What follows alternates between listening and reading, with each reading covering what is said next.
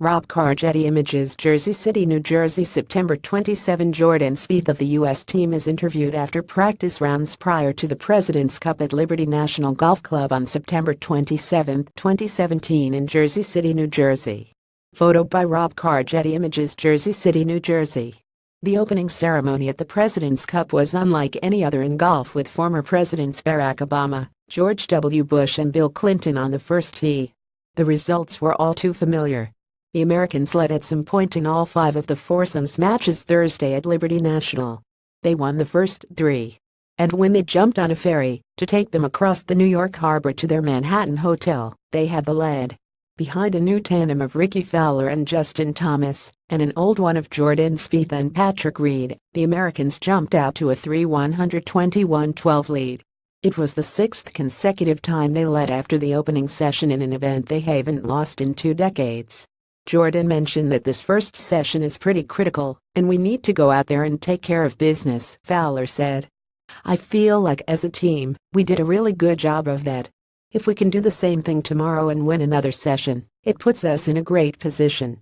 Thomas and Fowler lost only 2 holes in a 6-and-4 victory over Hideki Matsuyama and Charles Schwartzel. Spieth and Reed improved to 612 as a tandem in the President's Cup and Ryder Cup. Spieth holed a 35-foot putt on the 11th hole, right when it looked as if Emiliano Grillo and Siwoo Kim might gain some momentum. Instead, the match was over 3 holes later, 5 and 4. Dustin Johnson and Matt Kuchar remained unbeaten in 4 matches, not taking the lead until the 16th hole, and making it stand in a 1-up victory over Adam Scott and Jonathan Vegas. We've been off to poor starts for a while on Thursdays, International captain Nick Price said. We have a resilient team. They have this ability to come back and bounce back, and they have done it. They did it last time in Korea. Indeed, the Americans had a 41 lead after the first session 2 years ago, and that President's Cup came down to the final match. Phil Mickelson, playing in his 23rd consecutive team competition, ended the tough, windswept afternoon at Liberty National by missing an 8-foot par putt, or the U.S. lead would have been even greater. He and Kevin Kisner were 1 down with 2 holes remaining to Jason Day and Mark Leishman, so a half-point wasn't bad. Mickelson's only complaint was that he botched his selfie with the presidents, with barely his head showing. For the most part, everything else went the Americans' way. The lone bright spot for the international team was Louis Oosthuizen and Brandon Grace, who improved to 50 as a tandem. The South African duo pulled away for a 3-and-1 victory over U.S. Open champion Brooks Koepka and Daniel Berger. Listen, we're a half-point better than last time, so that's a big up for us, Grace said. We've got a great team. We all want it really badly. I'm sure we're going to have a good night, and then going to come back tomorrow blazing. The stars on this day didn't hit a shot.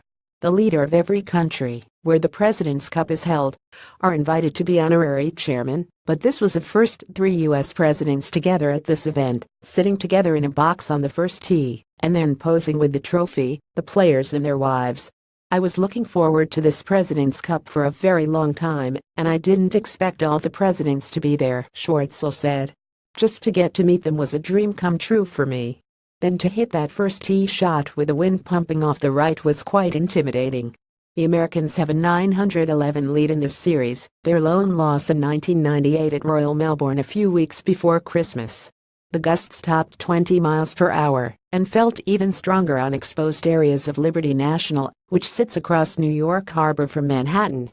The par 3 10th hole was so difficult to judge the wind that Scott hit a tee shot that sailed over the green into a hazard, while Spieth in the match behind him came up some 60 feet short of the hole in a bunker.